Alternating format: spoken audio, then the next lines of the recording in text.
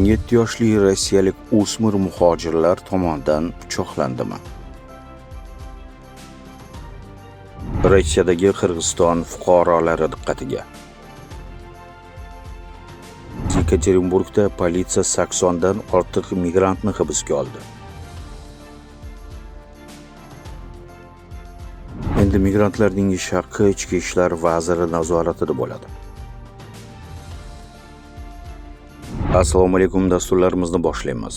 Mikrofon oldida Dilshod Umarov. Rossiyadagi Qirg'iziston fuqarolari diqqatiga. Rossiyadan 35 ming Qirg'iziston fuqarosi deportatsiya qilinishi mumkin. Qirg'iziston tashqi ishlar vaziri Jeymbek Kulubayevning so'zlariga ko'ra, hozirda Rossiya migratsiya nazorati reyestrida 34786 Qirg'iziston fuqarosi ro'yxatda ekanligi ma'lum qildi. Uning so'zlariga ko'ra, o'tgan yilning noyabr oyida bu ro'yxatdagi odamlar soni bundan ham ko'p, taxminan 128 ming nafar bo'lgan. Bu vaqt ichida ko'plab migrantlar o'z maqomlarini reyestrda tasdiqladi va qonuniylashtira oldi. Biroq hukumat va Qirg'iziston tashqi ishlar vazirligining sa'y-harakatlariga qaramay, ba'zi fuqarolar ro'yxatda qolmoqda. Bu odamlar Rossiyadan deportatsiya qilinishi mumkin. Jeymbek Kulubayev Rossiya rasmiylari mamlakatda hozirda ishchi kuchi yetishmasligini boshdan kechirayotgani sababli migratsiya siyosatini yumshatishda umid bildirdi. Yekaterinburgga o'tamiz. Yekaterinburgda politsiya 80 dan ortiq migrantni hibsga oldi. Reyd Rossiya Milliy gvardiyasining maxsus tezkor harakat bo'linmasi Sobir ko'magida o'tkazildi. Xodokombinat binosida tekshirish paytida politsiya xodimlari Markaziy Osiyolik fuqarolar yashaydigan yotoqxonani, shuningdek, migrantlar ishlaydigan baliqni qayta ishlash zavodini tekshirdi. 81 nafar chet el fuqarosi Rossiyada bo'lishlarining qonuniyligini tekshirish uchun politsiya bo'limiga olib ketilgan. Hibsga olinganlarning aksariyati migratsiya qonunlarini buzganligi aniqlangan. Shuningdek, Rossiyada bo'lish huquqini beruvchi hujjatlari bo'lmagan 47 nafar qoidabuzarga nisbatan ma'muriy bayonnomalar tuzildi. Ular mamlakatdan chiqarib yuborildi. Zarur ruxsatnomalarsiz ishlaydigan yana 18 nafar chet el fuqarosi ham ma'muriy javobgarlikka tortilgan. Politsiya yashash qoidalarini buzgan, masalan, ro'yxatdan o'tgan, yashash joyidan tashqarida yashagan migrantlar uchun 7 ta ma'muriy bayonnoma tuzilgan.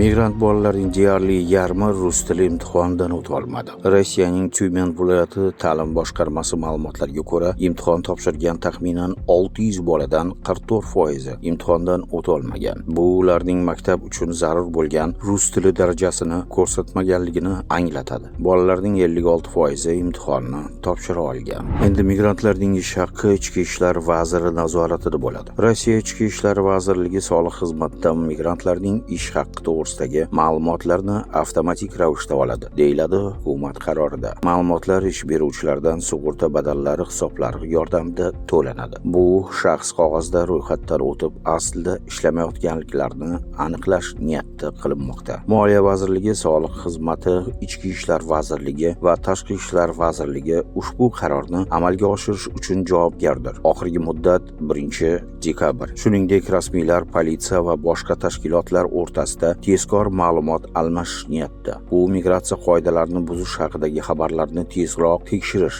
va bunday xatolarni taftish qilish uchun zarur. Avvalroq Davlat dumasi migrantlar soxta tibbiy ma'lumotnomadan foydalanganligi uchun jinoiy javobgarlikka tortilishi mumkinligini e'lon qilgandi. Jarima 4 yilgacha qamoq jazosi va 500 mingdan 1 million rublgacha jarima solishni nazarda tutadi. Qonun loyihasi allaqachon ko'rib chiqish uchun taqdim etilgan. Rasmiylar buni tibbiy ma'lumotnomalar odamlarni himoya qilish va xavfli infeksiyalar tarqatilishining oldini olish uchun muhimligini ta'kidlash bilan izohlagan. Xususiy bandlik agentligi firibgarlikka uchragan o'zbekistonliklar Xorvatiyadan qaytarildi. Ularning xususiy bandlik agentligi firibgarlik yo'li bilan aldagan. Ishga joylashish maqsadida chet elga fuqarolar firibgarlar tuzog'iga tushganini keyin anglab yetgan. Oqibatda ular ishsiz, pulsiz, og'ir ahvolda qolib ketgan. Shu bois ular O'zbekistonga qaytish uchun aviachipta sotib olishda moliyaviy yordam so'rab murojaat qilgan. Yuzaga kelgan vaziyatni inobatga olgan holda elchixona tomonidan O'zbekiston tashqi mehnat migratsiyasi agentligi bilan ishchi aloqalar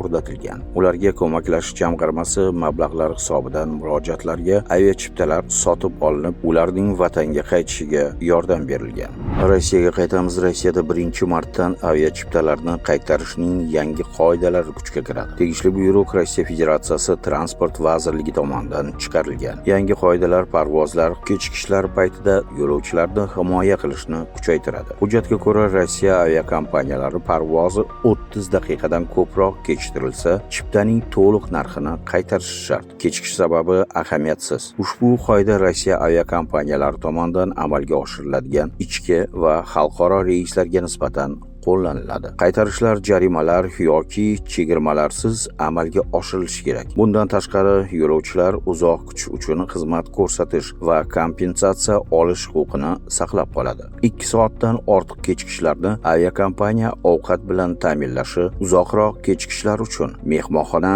aloqa xizmatlari va transferlarni taqdim etish kerak. Ba'zi hollarda pul kompensatsiyasi taqdim etiladi. Yo'lovchilar shuningdek parvozlarni bekor qilishlari va to'liq pulni qaytarib olishlari yoki muqobil reysni tanlashlari mumkin. Qaytarish so'rovnomalarini aeroportda yoki onlayn tarzda topshirish mumkin. O'zgarishlar oilaviy sayohatlarga ham ta'sir qiladi. Aviakompaniyalar 12 yoshgacha bo'lgan bolalar va ularga hamroh bo'lgan yo'lovchilarga qo'shimcha to'lovsiz bortda yonma-yon o'rindiqlar berishlari shart. To'g'ridan-to'g'ri aviakompaniyadan yoki qaytarish huquqiga ega agentliklar orqali sotib olingan chiptalar uchun to'liq pulni qaytarib olishi mumkin. Istisnolar force-major holatlarda amalga oshiriladi, ammo aviatashuvchi bunday holatlarni tasdiqlashi shart. Yangi qoidalar faqat Rossiya aviakompaniyalariga nisbatan qo'llaniladi. Xorijiy aviatashuvchilar o'z qoidalari va xalqaro shartnomalariga bo'ysunadi. Nikoh migrantlarni deportatsiyadan qutqarib qolmaydi. Rossiya Oliy sudining tushuntirishicha, chet el fuqarosining Rossiya fuqarosi bilan oila qurishi uni mamlakatdan chiqarib yuborishga to'sqinlik qilmaydi. Agar migrantning mamlakatda bo'lishi nomaqbul deb topilsa yoki u jinoyat sodir etgan bo'lsa, nikoh qarorini bekor qilishga asos bo'la olmaydi. Ma'lumot uchun 2025-yilning 11 oyida Rossiyadan 54.400 nafar chet ellik chiqarib yuborilgan.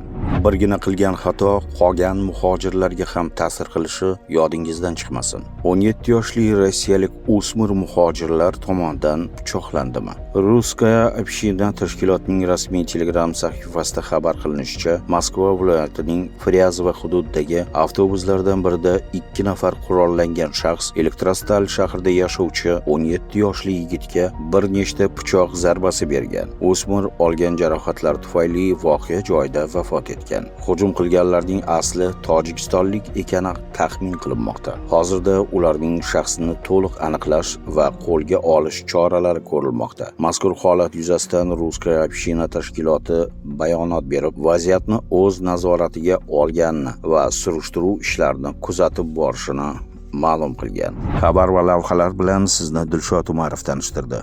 Salomat bo'ling. Kanalimizga obuna bo'lishni unutmang.